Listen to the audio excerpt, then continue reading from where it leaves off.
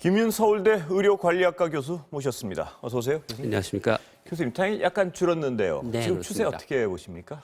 연휴 앞두고. 예. 1월 셋째 주부터 300명대로 확진자 수가 줄었는데 이제 그 사이에 뭐 IM 성교회발 감염, 뭐 광진구의 포차, 노숙인 시설과 같은 집단 감염이 생기면서 이게 400명대와 300명대를 오르락내리락 하는 것 같습니다. 그래서 예. 다시 말씀드리면 전반적으로는 300명대의 안정세를 취하고 있는데 대규모 집단 감염들이 더해지면 예. 400명대까지 올라가는 양상을 보이고 있다고 이야기할 수 있을 것 같습니다.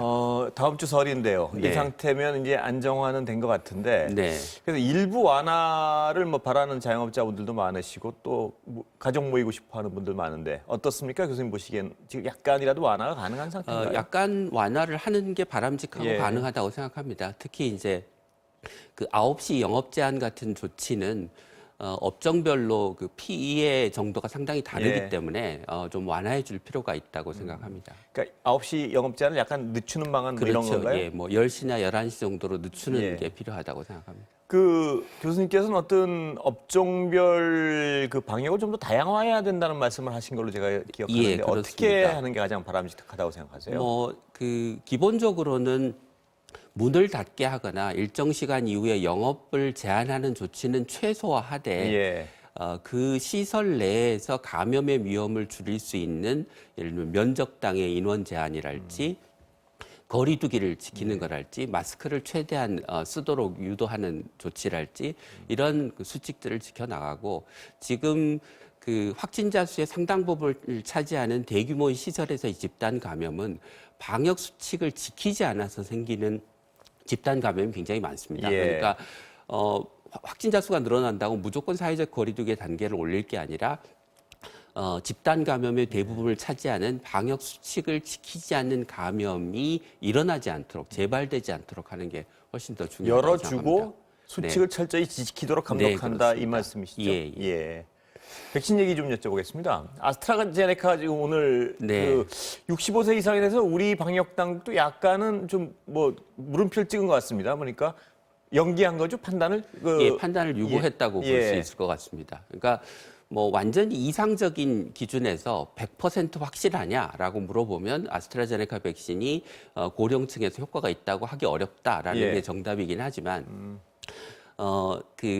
이 노령층에서도 중화항체 발생률이 젊은 사람들과 똑같은 수준에서 일어나고 예. 발생하고 그다음에 현재 그 가용한 백신이 단기간 내에는 아스트라제네카 백신밖에 없다는 점을 고려하면 우리나라의 상황을 고려하면 저는 65세 이상 연령층에 대해서도 접종을 하는 게 맞다고 생각합니다. 접종을 해야 한다는 말씀. 네. 이 최종 결론은 언제 나옵니까? 이게 최종 결론은 예. 아마 뭐 1주, 2주 내에 나오게 될 것 같습니다. 어차피 접종이 지금 임박해 있기 때문에 예. 더 늦출 수는 없는 상황인 것 같습니다. 이제 유럽 여러 나라들이 다 많은 나라들이 65세 이상에 대해서 자꾸 네. 의구심을 표시하니까 이런 어떤 고민이 있는 것 같은데요. 네, 그렇습니다.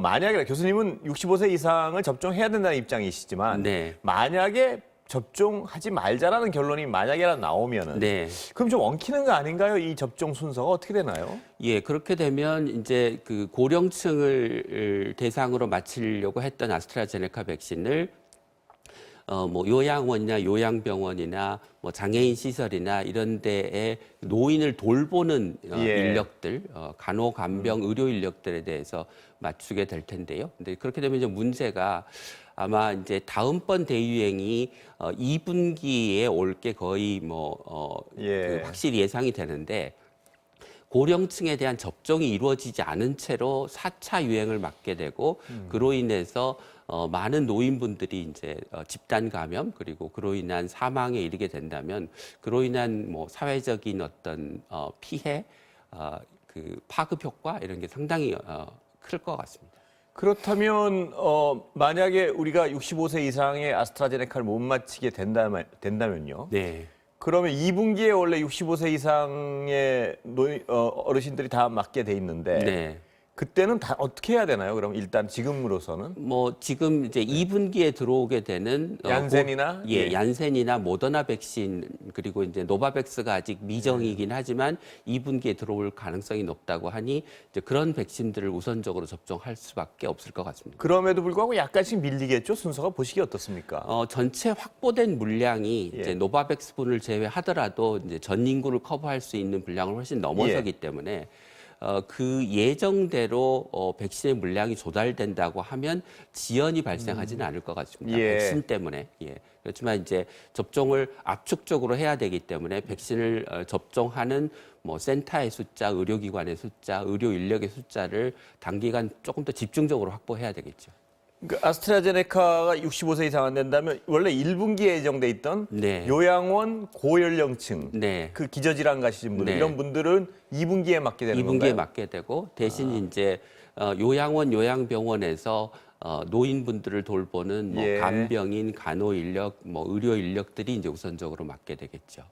의료진들이 1순위 맞고 그 남은 분량은 그런 분들이 맡게 된다는 말씀이시죠? 네, 그렇습니다. 예. 여러 가지 문제가 없지는 않군요. 아까 말씀하신 대로 2분기에 대유행 다시 시작되면은 네, 그렇습니다. 교수님 보시기에도 대유행은 좀 불가피하다 이렇게 보시는 건가요? 이 봄에 다시? 네, 그러니까 우리가 사회적 거리두기를 1년 내내 지속할 수가 없기 때문에 예. 이제 확진자 숫자가 줄어들면 사회적 거리두기 단계를 완화할 수밖에 없고 그럼 다시 완화하면 번지고 예. 일정 시점이 지나면 이제 그 조용한 전파자의 숫자가 늘어나면서 이제 확산이 급격하게 늘어나는 상황이 이제 생기게 되겠죠. 또 그러니까 다시. 백신을 전 국민 대상으로 거의 마치기 전까지 이 풀었다 줄었다 다시 늘어났다 줄어들었다 이 패턴이 반복될 수밖에 없는 상황입니다. 예. 예. 그렇다면 지금 예상하시는 대유행 시점은 2월이나 3월이라 2월은 지금 아니고 예. 뭐 정확하게 예측하기는 예, 어렵지만 아마 뭐 2분기 초반 정도가 되지 않을까 싶습니다. 예. 네.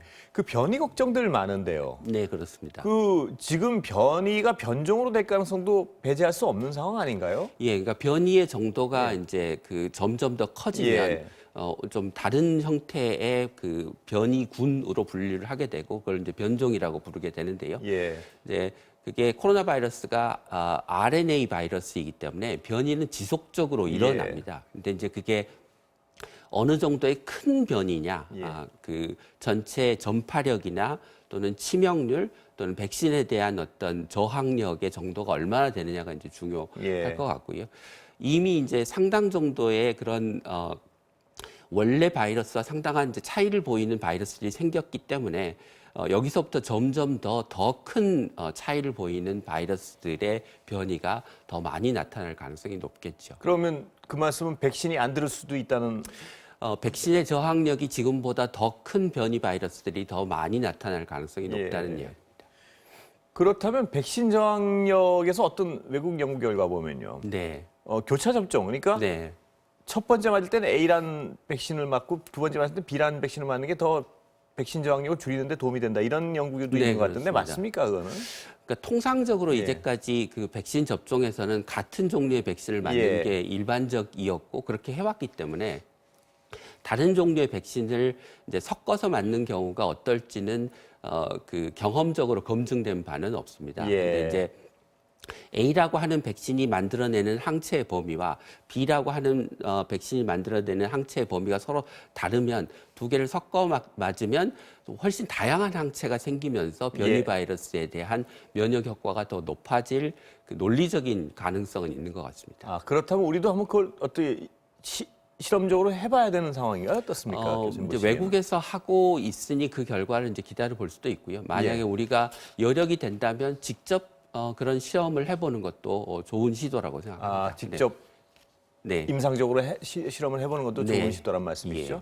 영국에서는 이미 아스트라제네카랑 화이자랑 좀 하는 것 같던데요. 네, 그러니까. 네. 그 제약회사들이 이제 그 자기 백신의 단점을 보완하기 위해서 예. 다른 백신들과의 그 교차 접종을 다양한 형태로 시도를 해보려고 하는 것 같습니다. 예를 들면 아스트라제네카 화이자만 해도 화이자 먼저 맞고 아스트라제네카 나중에 맞고 네. 뭐 경우의 수가 몇 가지 있는 것 같은데 네, 그렇습니다. 그걸 다 실험해 볼 필요가 있다는 말씀이시죠? 예, 그러니까 물론 뭐 다 해보면 너무 종류가 많긴 예, 하겠지만 논리적으로 가능성이 높은 이제 조합들을 만들어 볼 필요가 있겠죠. 예.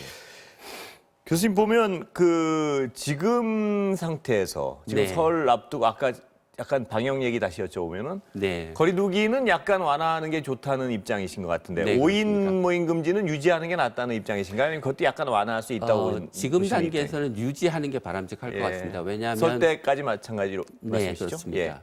그러니까 5인 금지는 그 사회적 거리두기의 피해가 사회적으로 좀 확산돼서 그 분담되는 경향이 있습니다. 그런데 예. 이제 9시간 영업 금지 같으면 이제 음식점, 뭐 술집 이런 데에 집중적으로 피해가 가기 때문에 예. 좀 완화할 필요가 있다고 생각합니다. 예, 오늘 뭐 대정부 질문이 있어서 시간은 길지 않은데 네. 여기서 마지막 질문 하나 드리면 화이자의 경우에 1차 접종만으로 90% 이상의 네. 항체 형성률을 보였다 그러는데 네. 그러면 제가 언뜻 드는 생각은 왜 2차까지 맞아야 되나 저 정도면 이런 생각이 드는데 그건 네. 어떻습니까? 한 가지는 그 예. 1차 접종만 하면 항체 지속 기간이 짧기 예. 때문에 지속 기간을 좀 더 늘리기 위해서 예. 그리고 영국에서는 이제 90%의 그 효과가 1차 접종만으로 났다고 하는데 또 다른 연구, 뭐 이스라엘이나 이런 데 연구 결과를 보면 여전히 뭐 50%, 60% 이런 수준이라 예. 아직 1차 접종만으로 충분한 면역 효과를 낸다는 확신을 하기는 좀 어려운 상황인 것 같습니다. 예. 오늘 말씀 여기까지 듣겠습니다. 감사합니다.